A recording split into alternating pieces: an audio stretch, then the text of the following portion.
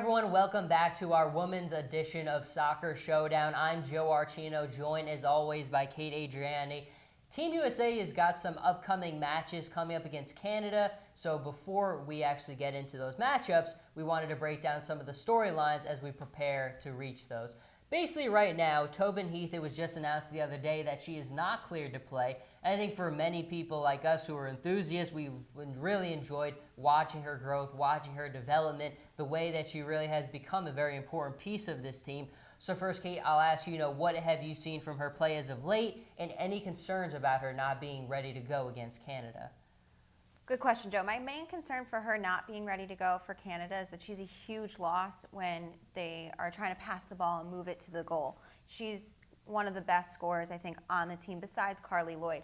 And gaining Carly Lloyd back from the South Korea games, it helped them to progress and win against the South Korea friendlies in mid-October. But Tobin Heath has been out since October 14th with a bad ankle injury, and Carly Lloyd, funny enough, is coming back off an ankle injury. So I think what Jill Ellis does as their coach, she only is keeping her on the roster, but only having 18 players dressed, which I think is something that shows to her coaching ability of only having 18 players, but keeping Tobin Heath just in case she's ready.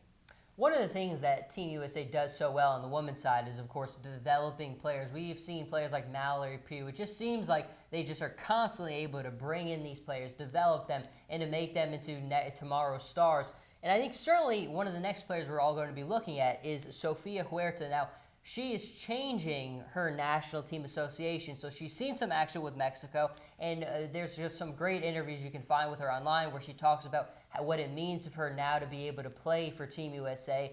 So, Kate, what are you expecting from her? Obviously, she's done some great things at the club level. She's experienced at the national team level. So it seems like she's got a lot of great things going for her. But for people who don't really know much about her, haven't seen her play yet, what are your initial impressions? My initial impressions of her, she's a fantastic young player. I think she's only 24 years old. And she played for the U20 World Cup in 2012 for Mexico, which she does have international experience, which brings a different level, I think, to her play when she plays for the U.S. women's national team. And I think something that has helped her play when she played in September and when she played in October for the two different friendlies. And she was a big part in them beating South Korea 6-0, the one game. And I think her player mentality of just going after the ball and just going and pushing forward, and she did end up switching positions midway through her women's national time with them. It shows that she can switch positions and play multiple different positions.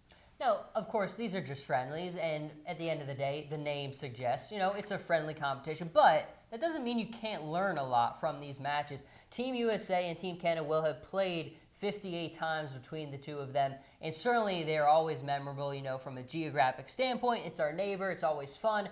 But what do you think we could learn from this? Again, there's a lot of young players on Team USA. There's a lot of older, important players like Carly Lloyd, like you mentioned. Are these perfect opportunities for the younger players to really get those reps that are so important as they push for a upcoming World Cup? I do think it is helpful for them to get those reps in playing in these friendlies because it makes them have a bigger progression when they do play in the World Cup in 2019. And the last time Team USA played in British Columbia was when they won the World Cup in 2015, which is something that they haven't been back to the same arena, which I think is going to be great for the younger players to go and experience that arena for the first time, and for the older players to go back and maybe help them to experience maybe what they felt a little bit with the World Cup.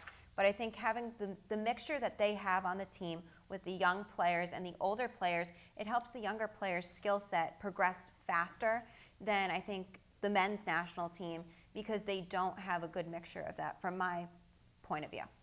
These matches against Canada will be on November 9th and November 12th. Kate, what do you expect to see overall? Are you expecting to see a lot of goals? Do you think Team USA is going to continue to show us some great things? What are the signs that you're looking for? The signs that I'm looking for, I think it's going to be really a close game, but it's going to have to be down to really close goals. And I think it's going to go very back and forth, unlike the South Korea friendlies where they won 6-0 the one game. And I think these are going to be 2-1, 1-3. I think it's going to be very, very close. And I do think the United States can push past the fifth-ranked Canada and win both games.